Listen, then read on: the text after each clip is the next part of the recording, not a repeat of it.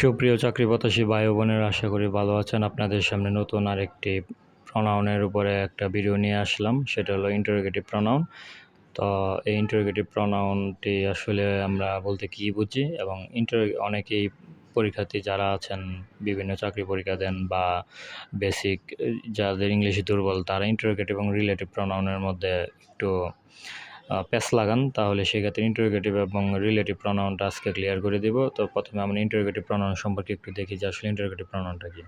যে সকল প্রনাউন দ্বারা প্রশ্ন করা হয় তাকে ইন্টারোগেটিভ প্রনাউন বলে। কিছু ফিচার্স রয়েছে এখানে। ইন্টারোগেটিভ প্রনাউন বাক্যের শুরুতে বসে, এর পূর্বে কোনো অ্যান্টিসিডেন্ট বা পূর্বপদ থাকে না, দুটো সেন্টেন্সকে কখনোই যুক্ত করে না, ইহার পরে অক্সিলারি ভার্ব বসে হু ছাড়া, মানে এখানে সবসময় এর পূর্বে কী বসবে? অক্সিলারি ভার্ব বসবে। বাক্যের শেষে নোট অফ ইন্টারোগেশন মানে প্রশ্নবোধক যে চিহ্নটা আছে সেটা বসবে। সর্বদা সিম্পল সেন্টেন্স গঠন করে, মানে ইন্টারোগেটিভ প্রনাউন যেটা আছে সবসময় কী করবে? এটা সিম্পল সেন্টেন্স গঠন করবে।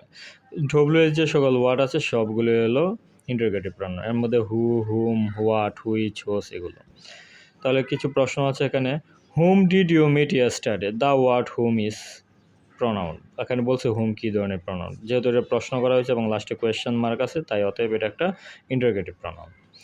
তো আপনাদের যেই ইন্টারোগেটিভ প্রনাউনটা আশা করি বুঝতে পারছেন। তাহলে এখন আমরা দেখি যে আসলে রিলেটিভ প্রনাউনটা।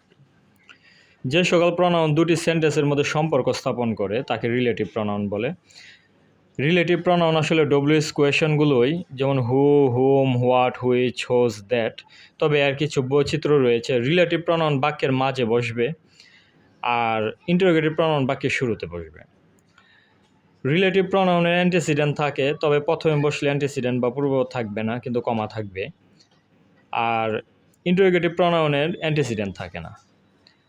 বাক্যের শেষে ফুল স্টপ বসে। রিলেটিভ প্রনাউনের সবচেয়ে গুরুত্বপূর্ণ যে বৈশিষ্ট্য হলো সেটা হলো বাক্যের শেষে ফুল স্টপ বসে, কিন্তু ইন্টারোগেটিভ যেই প্রনাউনটি আছে সেটার বাক্যের শেষে প্রশ্নবোধক চিহ্ন বসে।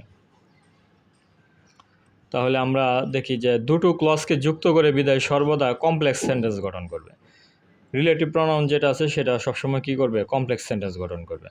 এক্সাম্পল দেখি, যেটা 12তম BCS BRDB কর্মকর্তা পররাষ্ট্র মন্ত্রণালয় 2017-তে আসছিল। Who, which, what are pronoun dash pronoun, demonstrative, relative, reflexive, indefinite. তাহলে এখানে এই প্রনাউনগুলো মূলত রিলেটিভ প্রনাউনও আবার ইন্টারোগেটিভ প্রনাউনও। যেহেতু অপশানে শুধু রিলেটিভ প্রনাউন আছে, তাই এটা শুধু রিলেটিভ হবে। তারপর নম্বর 2, তুলা উন্নয়ন বোর্ডের কর্মকর্তাতে আসছিল it is I who am to blame. এখানে হুটা আসলে কী ধরনের প্রনাউন? অপশান এতে আছে interrogative pronoun, demonstrative pronoun, relative pronoun, distributive pronoun. যেহেতু হু পূর্বে অ্যান্টিসিডেন্ট এবং এর জন্য এম বসেছে এবং ফুল স্টপ রয়েছে, তাই এটা একটা রিলেটিভ প্রনাউন। তাই এটার সঠিক উত্তর হলো সি। তাহলে রিলেটিভ প্রনাউন এবং অ্যান্টিসিডেন্ট যে ইন্টারোগেটিভ প্রনাউন এই সম্পর্কে আশা করি আপনারা এটা বুঝতে পারছেন। তো রিলেটিভ প্রনাউনের যে আরও কিছু বাকি অংশটা আছে সেটা আমরা পরবর্তী ভিডিওতে নিয়ে আসব। অসংখ্য ধন্যবাদ ভিডিওটি দেখার জন্য।